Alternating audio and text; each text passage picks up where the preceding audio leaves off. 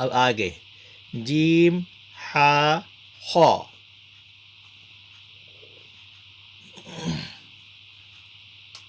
ہا سا، خو با، جیم تا، تا ہا تا.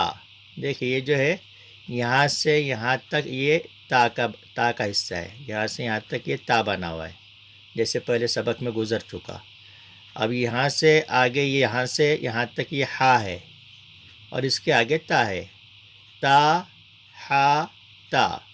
اسی طرح یہ جو ایسے بنا ہوا تا کے لیے، ایسے ادھر یہ یا کے لیے بنا ہوا ہے، یہاں سے یہاں تک یا ہے، اتنا یا ہے.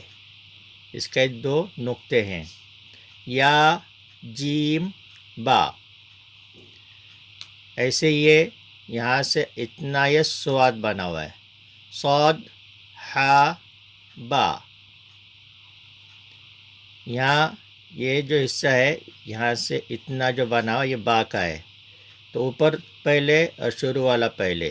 تو یہ جو اوپر کا جو حصہ ہے اس کا جو پہلا جو نقطہ یہ با کا ہے، اس کو نون نہیں پڑھیں گے، با پڑھیں گے. یہ با ہو گیا، یہ اور یہ ملا کر با ہو گیا، با خو تا. اب آگے تا ہا ہا، با تا، یا ہا، تا ہا.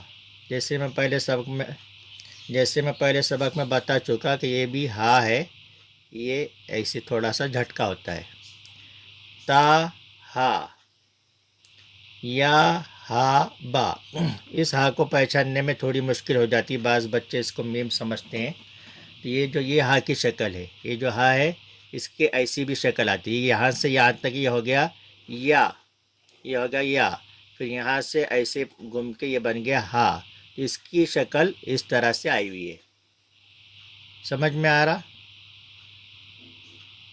یا ہا با، با ہا الف، با ہا میم،